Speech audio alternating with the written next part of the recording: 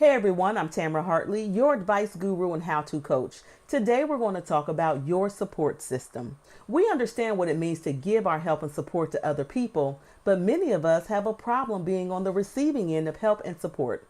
We don't ask for help, and we don't take others up on their offer of support. We're also going to talk about who's in your support system. Do you have the right people and the right support system in place?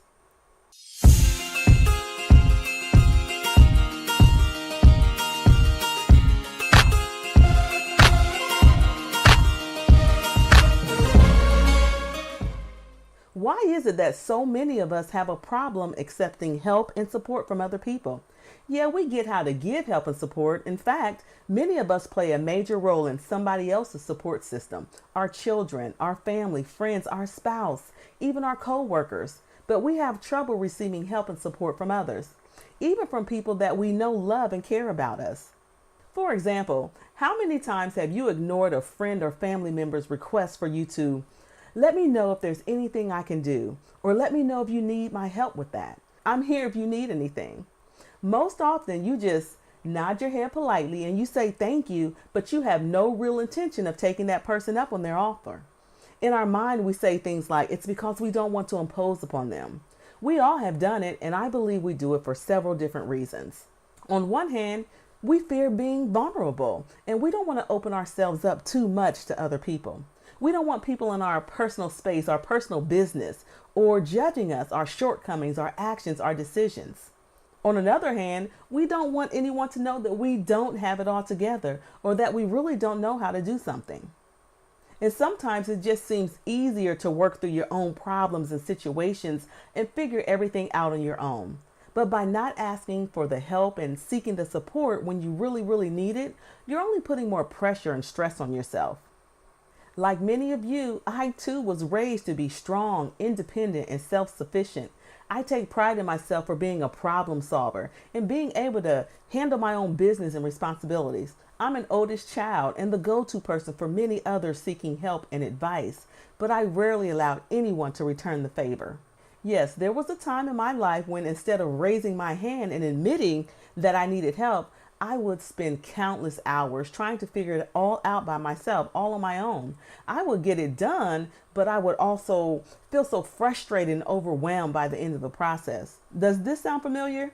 Now, let's say you are ready and willing to seek help and support. Where do you go? Do you have the right people in place? Who was a part of your support system? Or rather, who should be a part of your support system? Aside from the giving, your spouse and family, your support system should include the following 4 people or groups of people. 1, you need supportive friends. And I'm not talking about your Facebook friends and followers, the ones who like all of your posts and pics.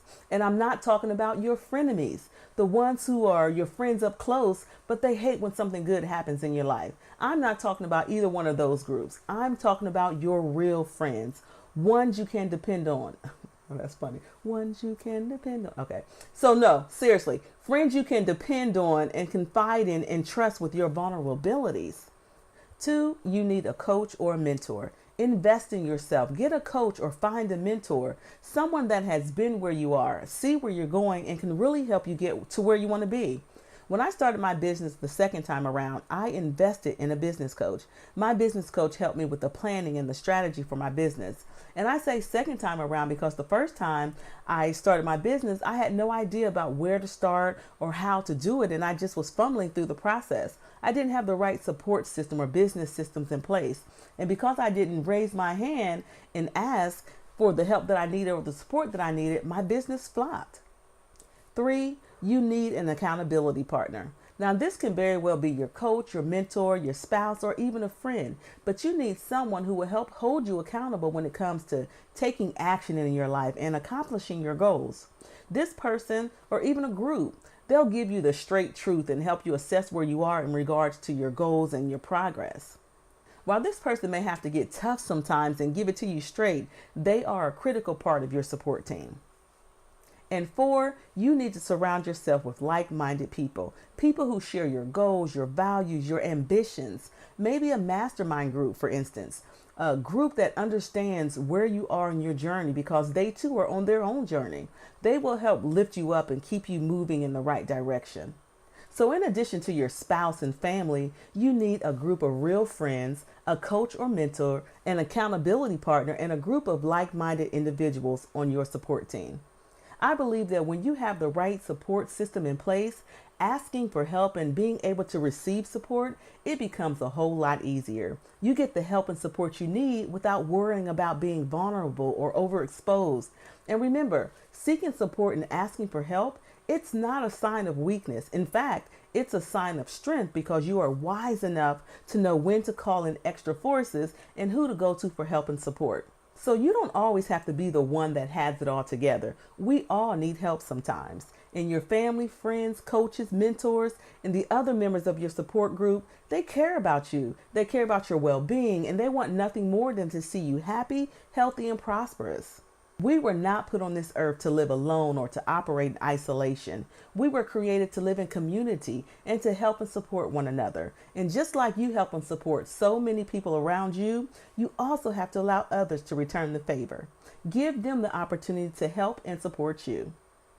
I hope that you got something from this episode that you can use to make some positive changes in your life. If you enjoyed this episode, please make sure that you like and comment below and share it with others. And make sure that you subscribe to my channel so that you don't miss an episode. Let me know how you put this information to use in your life. I would love to hear from you. You can connect with me on Facebook, Twitter, and Instagram at I'm Tamara Hartley. Also, let me know if there's a specific topic that you would like for me to cover. I love getting your feedback and your suggestions. Thanks for spending this time with me, and I'll see you in the next video.